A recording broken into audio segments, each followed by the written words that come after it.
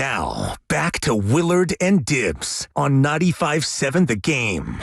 Welcome back. Final hour of a week. Happy Friday to everyone out there. You're driving home after your week of work. Get home safe. Hope you have a good weekend. It's Dibs and Grandi here on Willard and Dibs on 95.7 The Game. Mark Willard will be back on Monday, reacting after a big weekend of Giants baseball. Who knows? At the end of this weekend, we might be ready to wave the white flag on the Giants season if things go terrible in Cincinnati. If things go great, maybe we're all back on the bandwagon. We'll find out, and Mark Willard will be back on Monday to break it all down. A gutsy win, Dibs, for Team Canada in basketball over Spain. It's not over. What are you doing to me? Oh, you knew the result. I didn't know the result. I've been locked in on this game. It happened hours ago. We're watching it on USA. You're joking. No, I'm serious. I'm not that locked in, but I didn't know the result. Oh. Canada up one with 3.1 to go. And, yeah. Spoiler alert. Go ahead and turn it off. I don't even know who has the ball, but, doing radio, we got 3 TVs around, and then if there's not something that's really compelling to watch, it's just on, and, you might glance up. If Willard is doing one of his 3-minute bits, I might glance up and see what's going on, but this is a game that I kind of was watching. Well, it's kind of funny because you came to the defense of Evan Giddings yesterday. I did. Who spoiled what happened in gymnastics in the all-around event yesterday. You came to his defense, and now I spoiled something for you. So give you a taste of your own medicine totally. There, Dibs. And Canada's got the ball anyway, so Spain's got a foul. One so with 3 seconds. This game's over. Shea will make them both. I think that's Shea, right? Yeah, that's Shea. But on the other team, Canadian? Yeah. I didn't know. Canada has a squad. They have Jamal Murray coming off the bench. Part of the fun of watching the Olympics, especially in basketball, it's like, oh my God, that guy's Slovenian? Exactly. Especially with, Canadians, because I'm not that locked in. I know that Andrew Wiggins is Canadian, but the Warriors said, no. It's funny because I don't even know if he would have made this team, because that Canada team is good. Jamal Murray coming off the bench. Right. Kind of a decision. Whoever the Canadian head coach is deciding to start Lou Dort, defensive stalwart for the Thunder, and Dylan Brooks. Not a fan of, doesn't have a fan around here, but very good defender in the NBA. And I think the international game, the FIBA game, the Olympic game is kind of fits what Dylan Brooks does as a basketball player. They're starting those 2 guys over Jamal Murray. So Jamal Murray coming off the bench for Team Canada. And if we can just stay in Olympic basketball for just a moment and talk about Steve Kerr, I do think it's interesting and partly hilarious, the criticism that he's receiving in some corners about, Jason Tatum didn't play the first game, right? And everybody is just appalled. And Steve Kerr, what are you doing? Imbecile and this and that. He just won the finals and signed the richest contract in NBA history. Steve Kerr's job is not easy, and I think that he's done a good job early on of shuffling the starting lineup, and Kevin Durant said as much.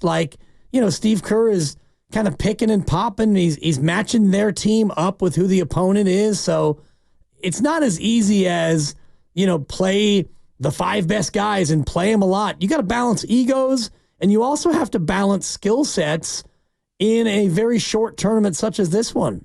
Yeah. And I think we got a piece of sound here. I'm putting it on my board. Stephen A. Smith on ESPN. And this is, I think, probably maybe the number one person that you're talking about here who ripped Steve Kerr for what he did to Jason Tatum. Let's just take a listen. It's Stephen A. doing Stephen A. things. Yep. Ripping Warriors and Team USA head coach Steve Kerr. The Boston Celtics are the reigning defending champion. Who's the number 1 option? Jason Tatum. Who defers to Jason Tatum? Jaylen Brown, Drew Holiday, Derek White. 2 players from the Boston Celtics that defer to him 8 months out of the year. He playing behind. That don't make no damn sense. Steve Kerr. Why do you think he made that move? Because Steve Kerr is looking at his patterns, his substitution, and they know this better than me. You get addicted to what you orchestrate. Well, we got this starting 5, and then after that, we got this 5 coming off the bench. And this is what we're talking about. We're talking about Team USA. They're not a team. They're a collection of individuals who are great. And as a result, they have the talent to overcome it. And you're telling me with a straight face, Steve Kerr, that I got 10 dudes in the world that I'm going to put on the court before Jason Tatum. And it ain't the game situation and what evolved and what developed. He told him before the game, well, you might not play. Yeah. I wouldn't have played. And Tatum said it was a humbling experience. I would not have advertised. I'm not supporting Jason Tatum doing this, but I would not have blamed him if that brother decided to take a flight back to the States. I'm serious. You can't embarrass him like that. Oh, my God. Take a flight back to the U.S. That's it. Because you didn't play in one measly group stage Olympic basketball game. Exactly. And then the very Against next game, who was even the opponent that day? That was not South Sudan. Yeah, it was the game before South Sudan. It was the opener, and I think it was the Joker's team. Was that Slovakia? No, Serbia. Serbia, I'm sorry. It was Serbia. And the very next game, Jason Tatum is in the starting lineup. Yeah. And I'm sure Stephen A is thinking it's because of me and all that pressure I put on Steve Kerr. His bit is great. Stephen A is fantastic at what he does, but I look at Steve Kerr's job, and I was saying during the crossover, of the 12 guys on the team, how many of them are Hall of Famers? And you could easily look at it and say, well, probably 10. I mean, are trending toward it. Yeah. Bam Adebayo, not sure.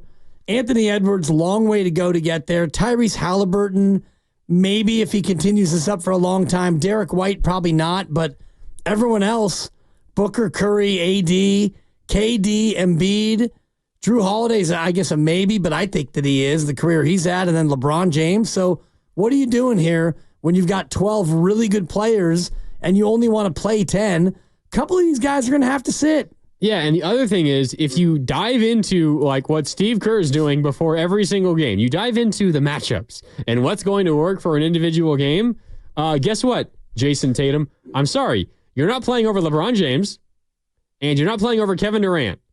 And guess what? They're not going small. They need either Anthony Davis or Joel Embiid, although Embiid's been bad. So generally, you need Anthony Davis because in that game against Serbia, you're going up against Nikola Jokic. And Bam Adebayo as well is going to play as well. You need a legit 5 in there to defend Nikola Jokic. And you're going to need shooting. So again, you're playing Durant over Tatum. LeBron is the captain.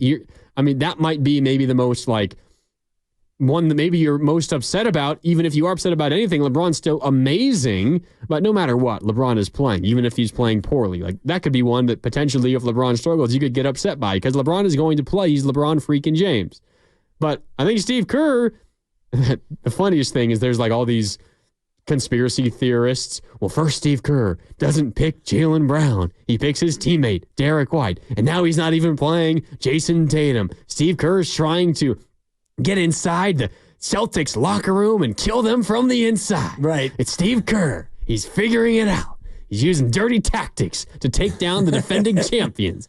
No, he's just making a basketball decision, what he thinks is going to help his team win. And guess what? They've won both of their games so far. And pretty comfortably, too. And by double digits in each game. And Jason Tatum starts the second game, and who knows what's going to happen in the third game. One more game of pool play, I believe, and they've already qualified for the quarterfinals, so they're going to be moving on to the knockout stage anyway. And so, yeah, he's just trying to figure out combinations and lineups, and I just think it's hilarious when you look at reactions like Stephen A. Smith, and we're so appalled, and, people who get on a flight. Right, and we don't even know, if they're going to face the Celtics next year in the NBA Finals. That's now 10 months away, if they can even make it back to that level. So Steve Kerr's trying to plant a seed 10 months out. It just is ridiculous to me. He's just trying to win basketball games. And then the change, the next game, maybe that Stephen A. Smith is taking credit for, potentially, or all the other haters that were hating on Steve Kerr for this, and you and I were in lockstep during the crossover. What's bugging us was the haters that were trying to downplay all this incredible athletic achievement for these historic Olympians. Steve Kerr, I guess, not technically an Olympian. Those are the athletes.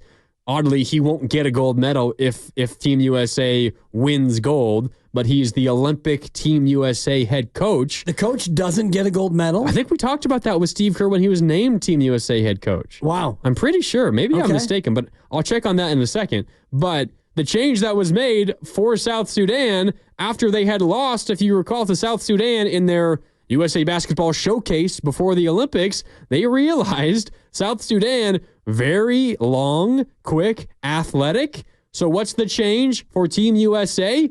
Okay, maybe that's where you don't need your center. You don't need Joel Embiid. That's when you go a little bit smaller and you need the athleticism, the length, the quickness. That's when Jason Tatum is needed more. And surprise, surprise, that's when Tatum started and played, and he played well to his credit. But Steve Kerr is just playing the opponent in front of him. That's all you can do. Yeah, and we talked about pressure before as it pertains to the 49ers this year, coming in as favorites, one of the favored teams are favored in every single game they're going to play this year. The amount of pressure on Team USA as they now advanced into the quarterfinals, and you've got basically one more game of group play. Doesn't matter as much as the bracket play. You got to win 3 straight to win a gold medal that everybody expects you to win. They were minus 500.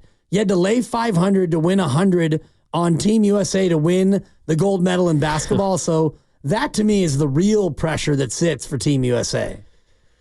Yeah. I mean, we can defend Steve Kerr here for all of these decisions and starting lineups and what rotation is he using and all of that. We can also, if we're going to play devil's advocate for a second, Dibs, we can also say, well, to be fair, no matter what your starting lineup is, as you laid out, you have Hall of Famers, future Hall of Famers all over the place. No matter who you're starting, you should be able to beat South Sudan and Serbia. I know with Serbia, you got Jokic and a couple of other NBAers, but your Team USA, full of the best players in the world.